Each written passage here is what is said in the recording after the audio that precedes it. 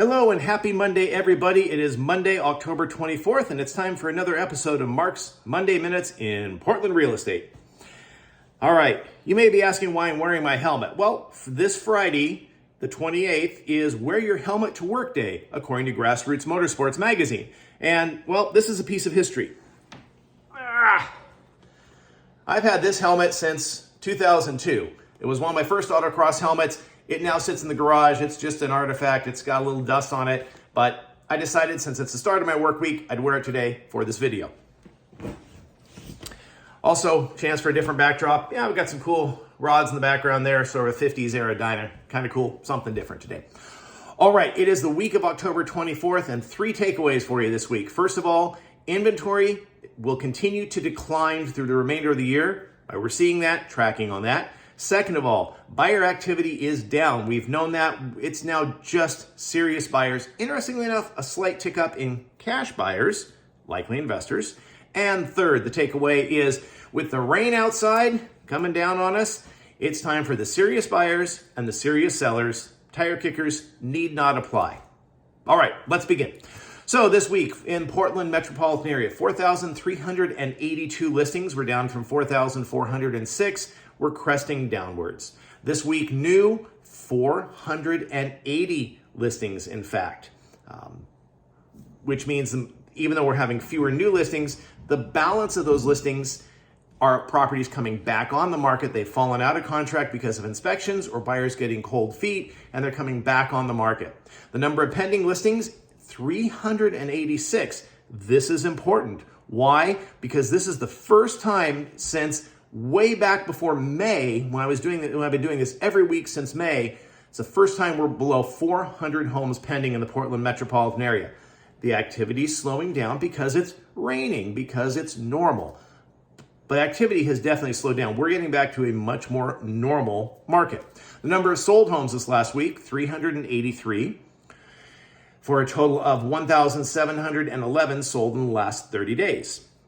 Now, of those 4,382 homes in Portland that have had a price adjustment, 1,411. This is 32.1%. We've just been holding right at this 32% now for 7 weeks in a row. It's just holding constant. This compares and contrasts with the national numbers that are holding at about 42%, 42.5% overall. So Portland is doing better in terms of price adjustments, not going to put as many changes. I think sellers have been a little more realistic. In terms of coming soon, no showings, 36, consistently right there in the mid-30s. Got a few more listings coming to market. I've got 5 myself coming in the next 60 to 90 days. So if buyers are looking, I've got a few listings for you in that $500,000 to $600,000 sweet spot. Talk to me, I can hook you up. Okay, let's move into the 4-car garage homes, the cool garage, affordable homes. There are 131 homes with a 4-car garage or larger on the market right now, of which 38 are affordable. That means they're below $1 million. 38 of those. 10 new listings this week on the market. 6 have gone pending, and 4 have sold in the last week, and which all 4 of those are under $1 million. So all 4 of the homes that have sold in the last week have been affordable 4-car garage homes. And in fact, 9 of the 10 homes in the last 2 weeks are those affordable homes. So it's showing that the activity is there for those reasonable price under $1 million homes. The $1 million plus homes, not as much. That market predictably has slowed down. The number of sold homes in the last 30 days, 24, 18 of which have been below $1 million. Yeah, there's my patented gesture, below $1 million. All right. Gives us a supply of roughly about 2 months worth of affordable garage homes.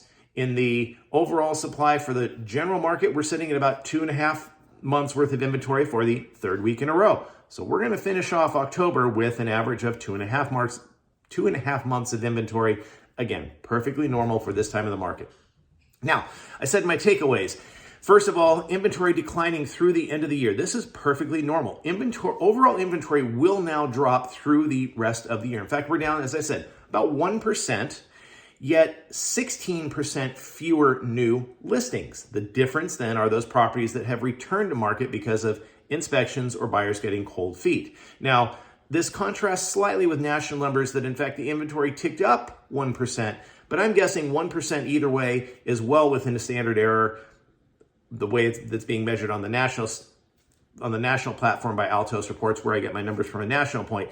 If you haven't studied Altos Reports, go to YouTube, Altos, A-L-T-O-S. Go look at them. Listen to their weekly videos. It's what I listen to. I listen to their weekly podcasts. I do their monthly trainings. It just gives me numbers that I can share with you, and then I apply Portland numbers to give you the local perspective. Now, second takeaway, buyer activity is down. Yes, we are at the lowest level of number of pending homes, below 400 homes, since I started doing this at the beginning of May. I'm sure it's actually probably going back February, possibly January, but I just can't go back and reconstruct those numbers easily.